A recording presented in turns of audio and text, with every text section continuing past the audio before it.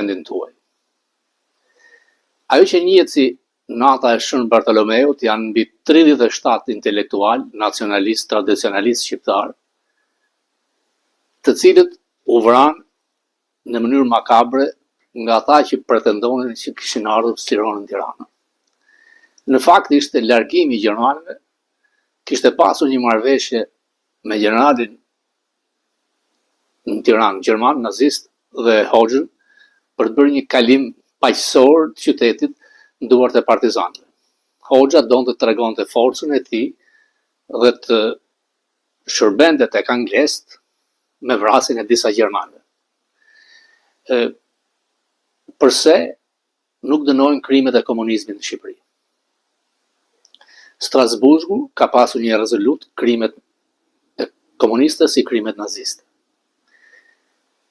Në 7 nëntor, Shtëpia e Bardhë nxori një proklamat duke thënë që kemi javën antikomuniste në Shtetet e Bashkuara të Amerikës. Është hera e parë që bëhet një deklaratë e tillë dhe kjo duhet bëjë që të frymëzohen të gjitha ato forca antikomuniste që kanë vuajtur nga krimi social komunist, sepse edhe Bashkimi Sovjetik vetë quhej socialist, ja komunist, komunizmi ishte faza tjetër, por krimet e komunizmit mendohet të jenë 100 milion, më shumë se krimet e nazizmit. Natyrisht që janë njerëzit e projektit 2025 që kanë kërkuar këtë. Trump në median sociale nuk ka përmendur dhe nuk ka dhënë vëmendjen e madhe, megjithatë kjo duhet vlerësuar.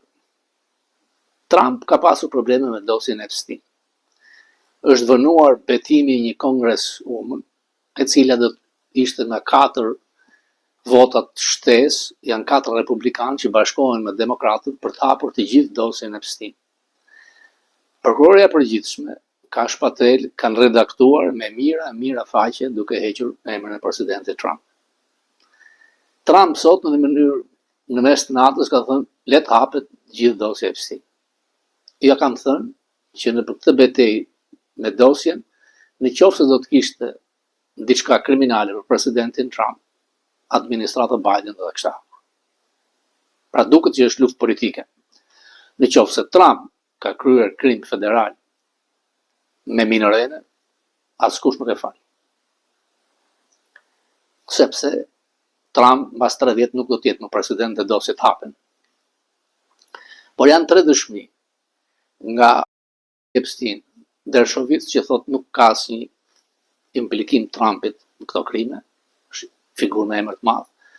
Një nga viktimat e cila u vetvra thot që Trump nuk ka kryer dhe nuk ka marrë pjesë në krimin e Epsteinit.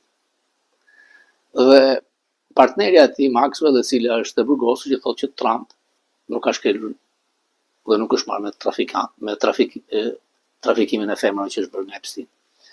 Por me mira i merë dalin dhëna, Epsteini duket që në përdorim të Mossadit të Izraelit ka mbajtur figura ndërkombëtare dhe figura amerikane për të kontrolluar. Qofse dosja hapet, dalin me mira emër. Janë me 1000 viktima nga kjo. Këtu ishte përplasja e parë e Trumpit me Magën. Maga Trumpit i ka toleruar çdo gjë, por këtë nuk do t'ja toleronte. Sepse janë të bindur që elita ndërkombëtare drejtohet nga pedofil, nga njerëz me perversitete të mëdha dhe duhen demaskuar qoftë këtë Trump. Ndërkohë që Shtëpia e Bardhë vazhdon në sulmet e mëdha ndaj komunizmit, Rama, që ishte vazhduesi i Partia Komuniste, ngeli në përdyert e Bashkimit Evropian. Duket janë gjëra të stisura, sepse kur ti shkon për të bërë firmosjen e bisedave të shtatë, aty duhet ta dije. Ai ka ikur në mënyrë urgjente, çka bën që edhe plani i tij për të ardhur Manhattan mbase është shtyrë. Ai privatisht me bashkëshortën e tij, businesswoman, mendoi të ishin Manhattan datën 18, siç vjen çdo vit. për të parë fitimet e vitit me investimet ku është aksioner i fshet, por kur shumë shqiptarë ja din, imagjinoni ka shpatele Don Bangino se çfarë di për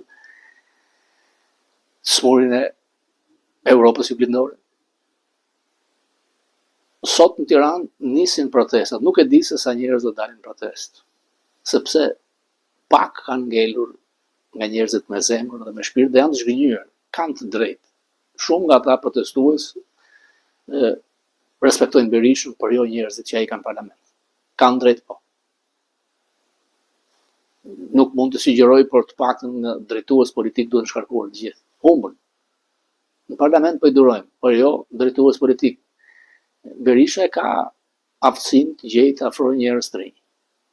Rama është në rënje gravitacionale. Të gjithë ministrat e tij janë për spak. Dhe kërcënimi më i madh është Lubia, Rahmetlia.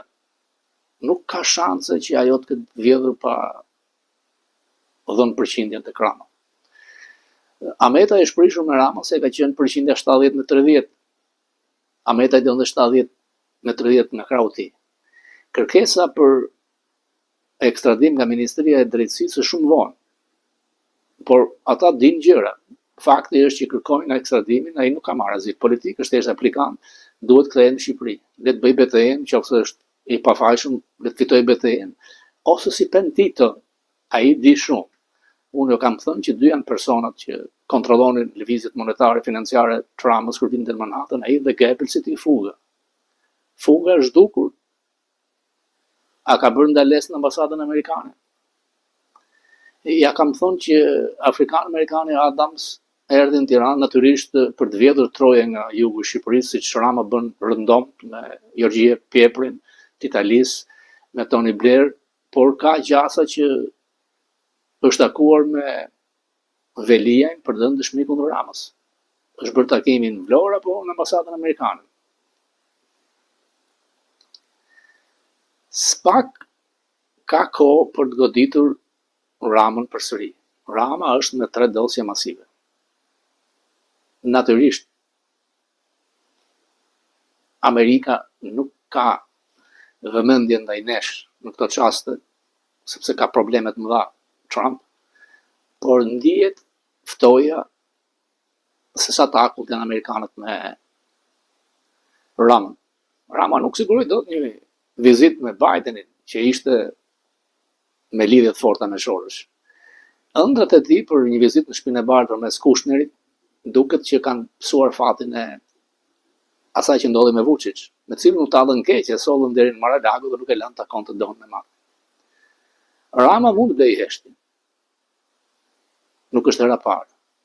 Por protestat janë ata që do të bëjnë që heshtja të kombojë, sepse përfaqësuesja e Trumpit në Tiranë njofton çdo ditë departamentin e shtetit.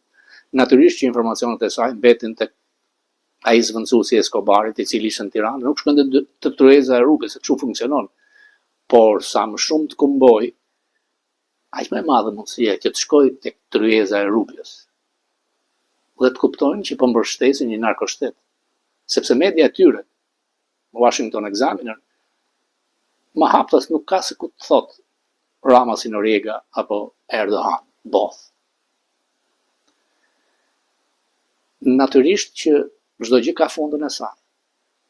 Por ata që janë pesimistë, unë do t'i kujtoja vitet 90 kur ne kur shikonin se si po binte kampi socialist, prapë thonim që kishim frikë në Shqipëri, këta nuk lënë ta vrasin. Grushti u dha tek ambasada, aty nuk vran dot. Derisa shpërtheu. Përpara ikën me anije, ishte ai duf i madh. Dhe janë 2 mënyra se si reagon një shoqëri, është si boiling, zihen dhe plas. Ose flasje më njëhershme si Bangladesh. Sistemi është marrë peng. Me vot nuk hiqet regjimi i Ramës. Me protest, pra ndryshimi i kësaj neo gjysmë diktature nga diktatura e kohës së jetuar është kjo që në atë kohë nuk të lejonte kush ta luftojë. Flisnin me shokët 3-4 vet kaq. Sot nuk ndalon kush.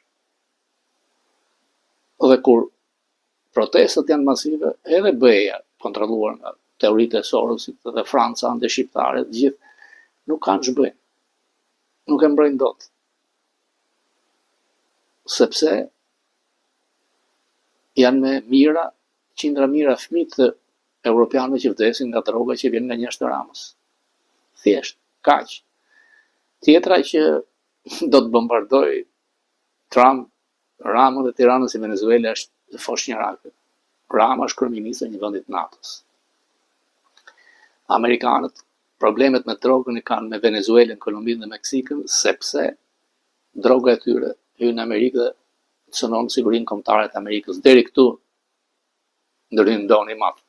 Sepse nëse do të vazhdonte godiste kudo që ka trafiqe, do të fillonte në Kinë nga vjen fentanili. Por sa më shumë dosje kriminale Rama të ketë në Washington, do të kërkohet si mundësi ardhja diçka tjetër. Natyrisht që Rama është në mbyllje të ciklit. Kërkon pazar. Do ta lejonte opozita që të kishim një president si Rama. Do të qetë turpshme. Rama duhet të shkojë në bankën e të akuzuarve.